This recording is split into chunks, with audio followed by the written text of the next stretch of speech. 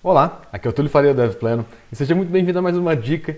Na dica de hoje eu quero mostrar alguns usos um pouquinho diferentes aqui do JSON Stringify. Tá? Então vou mostrar para vocês o que ele faz, para quem ainda não conhece, e alguns usos diferentes dele aí. Então como que a gente pode manipular um JSON antes de mostrar, ou antes de converter ele para uma string pura. Tá? Então o JSON em JavaScript ele é um objeto, né? Então a gente consegue lidar com ele aí como objeto.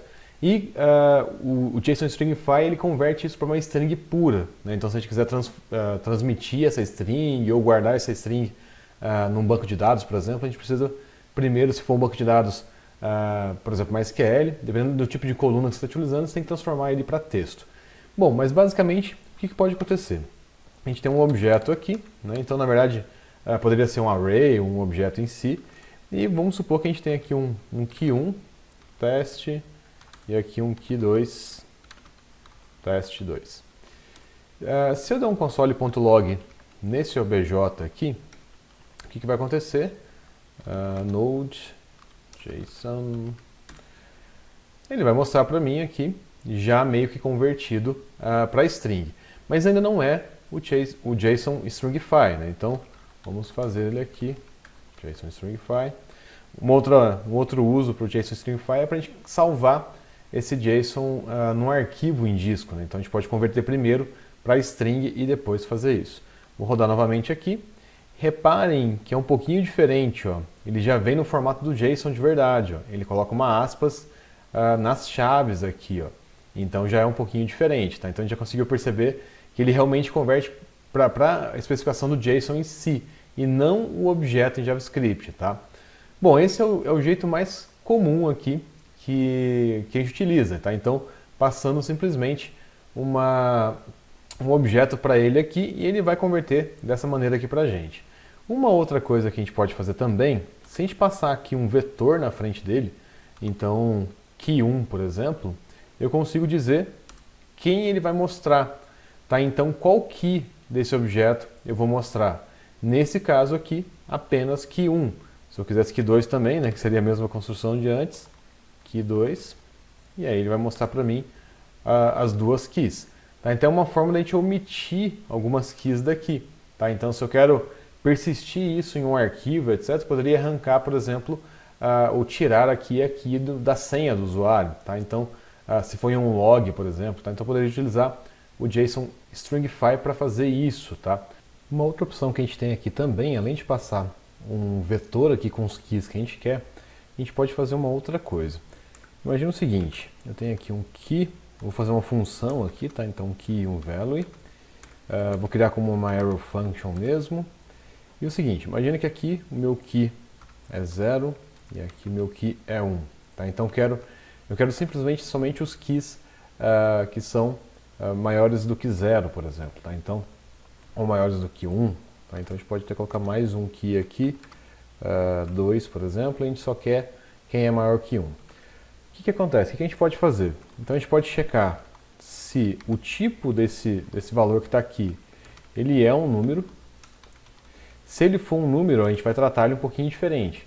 Então, se o valor for maior que 1, o que a gente vai fazer? Retorna o valor. Caso contrário, a gente vai retornar undefined. E olha só, aqui tem uma coisa que é muito louca. Eu vou retornar aqui value também. Essa função ela é conhecida como replacer, tá? Então, que é essa funçãozinha que a gente escreveu aqui, ó. O que acontece? Se ela retorna o valor, esse valor ele vai entrar no JSON, tá? Se a gente retorna undefined, a gente vai remover esse valor do JSON. Então, olha só, eu rodando aqui agora, ó, porque o meu key apertou aqui. Opa, não salvei. Olha lá, somente o key2 apareceu aqui para mim, tá? Vamos colocar aqui acima de 0. Agora sim, o key1 e o key2. Então o replacer, ele permite eu manipular um pouco mais esse filtro das keys. E o último parâmetro que a gente tem aqui é a quantidade de espaço, se a gente quiser deixar o JSON um pouquinho mais bonitinho, né? Opa, eu errei aqui. Cadê? Por que eu errei? Isso eu pus no lugar certo. Não pus no lugar certo, por isso que não pegou. É aqui. Tá, então, o que a gente pode fazer... Olha lá que legal. Agora ele coloca para mim 4 espaços aqui para identar esse objeto. E o que é legal é o seguinte, eu posso ter um objeto dentro do objeto, né? Então eu posso ter isso aqui. E se eu mandar mostrar, ele vai mostrar para mim bonitinho também. Tá? Então é muito bacana a gente utilizar aqui as outras opções do JSON Stringify. Tá? Então eu posso, principalmente o que eu uso mais é deixar ele mais bonitinho, né? Então se eu quiser mostrar um JSON que eu consiga entender o que está acontecendo ali, é uma das formas que eu utilizo aqui. Tá? Então, e a gente pode fazer o seguinte, né? Se eu não quiser usar um replacer aqui, eu posso simplesmente colocar null aqui. Tá? Então ele vai mostrar para mim só a versão formatada. E se eu quiser variar aqui, né, 2 espaços, por exemplo, eu posso fazer isso também. Se eu quiser mais, né, então 6 espaços, posso fazer isso também.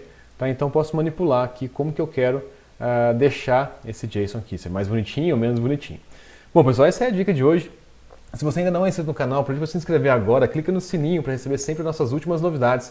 Além disso, a gente está no Twitter, a gente está no Instagram, a gente está no Facebook, é só procurar DevPlano lá e Túlio Faria no Twitter, tá bom? Se você gostou desse vídeo, não deixe de curtir, comentar aqui, mandar para aquele amigo seu que precisa conhecer também essas outras coisas que a gente consegue fazer com JSON Stringify e eu vejo você no próximo vídeo. Até mais!